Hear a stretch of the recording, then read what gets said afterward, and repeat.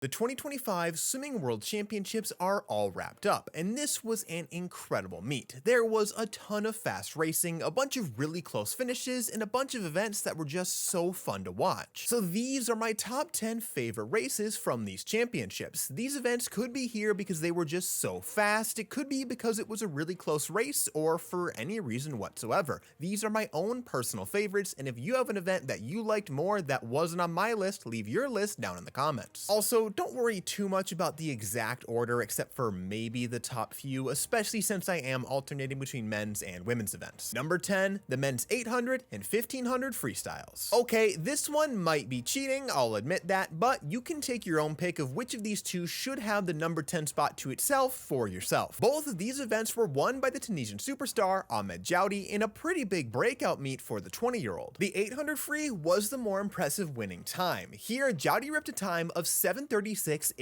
to dominate the field by over 3 seconds. That time is the third fastest swim in the history of this event and the fastest time ever done in a textile suit, as the top two times were both done in super suits during the 2009 World Championships. The 1500 was more fun to watch as a race overall. The entire field was pretty much jammed together for about 800 meters, and then Sven Schwartz, Bobby Fink, and Jowdy separate themselves from the rest of the field in kind of a flash. It's actually kind of crazy just how quickly these three separate themselves from the rest of the field, but unfortunately I cannot find a race video that actually shows the middle of the race. These three continue to battle it out for a bit until Fink eventually falls off the pace. After that, Jowdy and Schwartz are dueling to the very end, with Jowdy getting the win and pulling off the distance double. Men's distance swimming is super deep globally right now, which allows for these kinds of intense and prolonged distance duels, which for someone that enjoys a good distance race like myself is awesome. Number 9, the women's 100 backstroke. Hayley McEwen once again pulled off wins in both the 100 and 200 backstrokes, further solidifying herself as one of, if not the greatest backstrokers of all time, and I mean backstrokers overall, not just women's. Here, we saw McEwen blast a new personal best time of 57.16 to smash her championship record of 57.53 from 2023. She also just narrowly misses Regan Smith's world record time of 57.13 set at last year's US Olympic trials. As always, Smith gave McEwen a run for her money and had a narrow lead at the halfway point, but McEwen has a killer back half and over the second 50 was able to go by Smith and get her hand on the wall first. Smith was also very fast in this event with a time of 57.35, which is the 6th fastest swim ever to go along with McEwen's 2nd fastest swim ever. Number 8, the men's 100 butterfly. I knew that globally the men's 100 butterfly was absolutely stacked. Going into this meet, the world rankings were dominated with sub 51 second swims, showing that 50 point isn't exactly what it used to be, and this event was so fast that in the semifinals, a time of 50.96 actually missed the final. In that loaded final, France's Maxime Grousset blasted out ahead right away. At the 50, he turned 2/10 under world record pace. He already won the 50 fly earlier at this meet, so clearly he's no stranger to butterfly speed. He did lose ground to Dressel's world record line down the final stretch, but blasted a massive personal best and new European record of 49.62, breaking 50 seconds for the first time and kind of scaring that world record of 49.45. Behind Grousset, this field was just stupid fast, which is what really elevates this race for me. In second place, Noé Ponty breaks 50 seconds for the first time ever with a time of 49.83,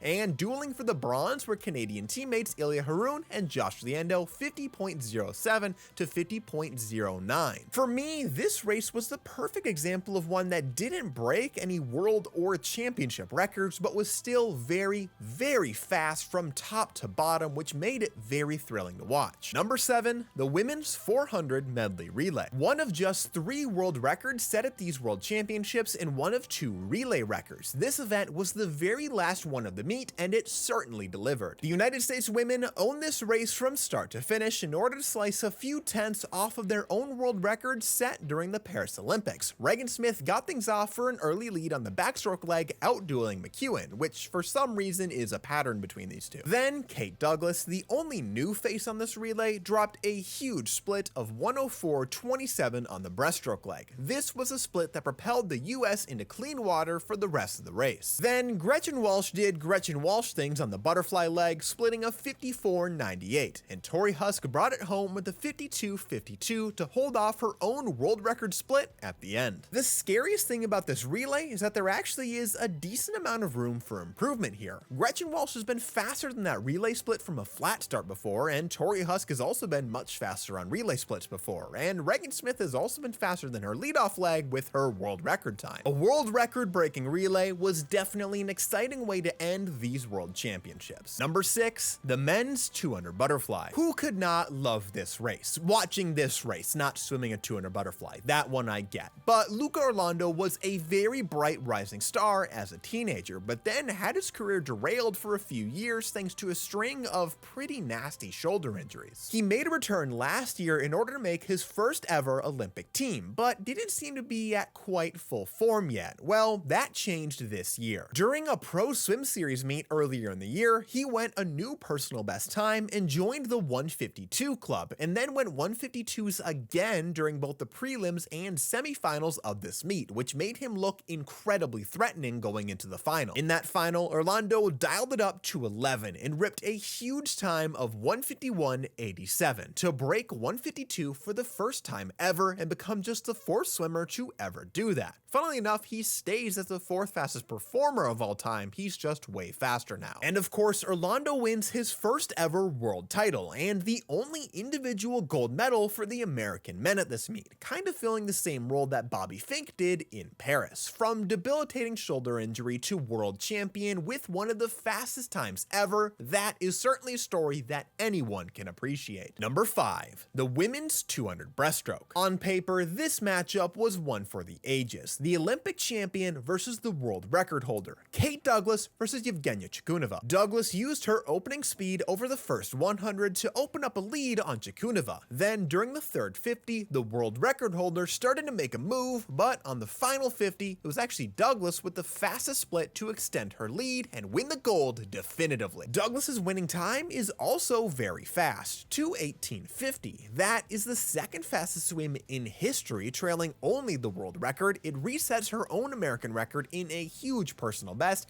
and breaks the 12-year-old championship record of 2:19.11. A heavy hitter matchup, a very fast winning time, and even a tie for bronze. This was a very fun race to watch play out. Number 4, the men's 100 freestyle. This race was always going to be exciting to watch. It's so deep right now that even the semifinals were must-watch swimming. It was so fast that the world record holder Pen La was shut out of the final entirely. The semifinals also saw both David Popovich and Jack Alexey break 47 seconds in the same semi, with Alexey getting his hand on the wall first, breaking Dressel's American record in the process. Then in the final, it was all Popovich as he ripped a massive time of 46.81 to smash the championship record of 46.80 as well as his own European record of 46.71. Alexey also broke 47 seconds yet again, showcasing his newfound consistency in this event. That world record time of 46.40 from Pan seemed invincible when he set it during the Paris Olympics, so to see it look so vulnerable from Popovich here is really interesting for the future of this event. The way this race played out was also super fun, with the medalists lurking in 3rd, 4th, and 5th at the 50 turn and then going by the top 2 swimmers to claim the medals. Number 3,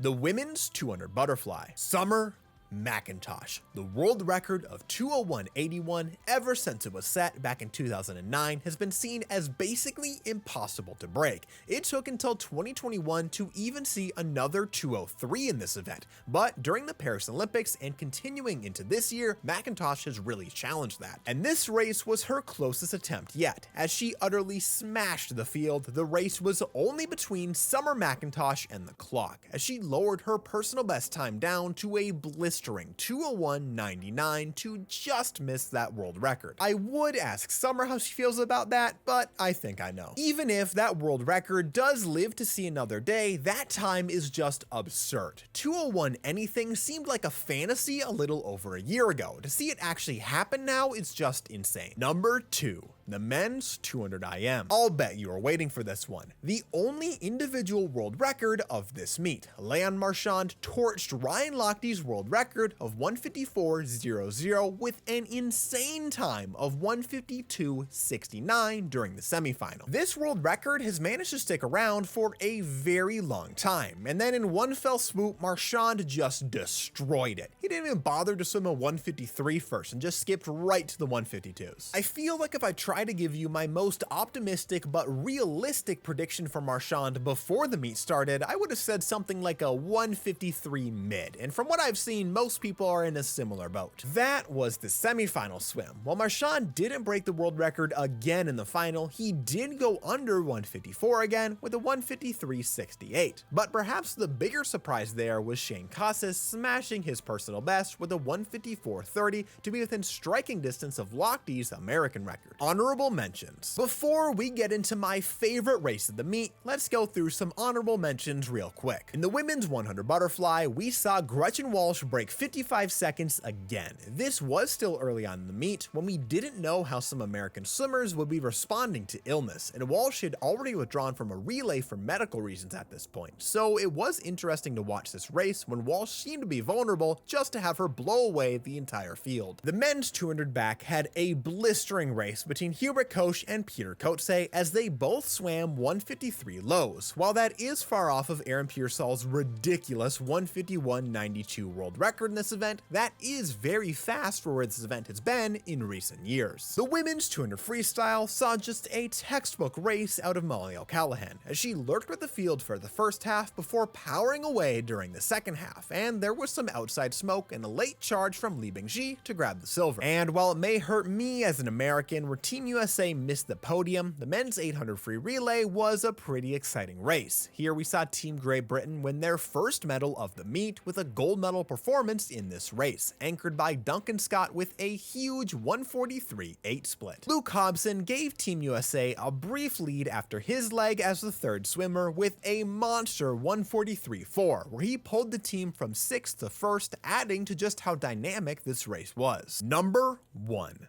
The women's 800 freestyle. Yeah, you probably saw this one coming. This race was highly anticipated going into this meet. Katie Ledecky versus Summer McIntosh, the veteran versus a young up-and-comer. And if that wasn't exciting enough, it also helped that these two had already gone very fast already this season. So not only was it gearing up to be a very intense race, but also a pretty quick one. That race lived up to expectations as Ledecky and McIntosh were locked in a tight battle the entire race, basically shoulder to shoulder. But this race went from good to great when Lonnie Pallister jumped into the mix and stayed with those two the entire time as well. This event turning into a three-woman race really pushed it over the top. For nearly the entire race, these three were basically glued together in the middle of the pool. It seemed like no one was able to move more than a few inches up or down the entire time. Eventually, McIntosh started to increase her tempo over the final 200, but Ledecky waited until the final 100 where she was able to take that lead back and extend it, and then Pallister blasted off on the final 50 to even start closing on Ledecky, but Kay Ledecky has always touched the wall first. All three of the podium finishers were under Ledecky's old championship record of 8:07.39, with Ledecky and Pallister even swimming a pair of 8:05s. This race is really fun to watch play out, to just see these three duel for 800 straight meters. I'm not even joking when I say I've gone and rewatched this race multiple times just to appreciate that battle in the middle of the pool. This was one of those rare moments when a matchup that was heavily anticipated before the meet not only lived up to those expectations, but suddenly far exceeded them the moment that Pallister also threw her hat into the ring as well. These are my own personal favorite races from the 2025 World Championships, but there are a lot of events and plenty that I didn't mention, so I want to hear yours. I split my list into 5 for men and 5 for women, but you don't have to, so drop your list down below.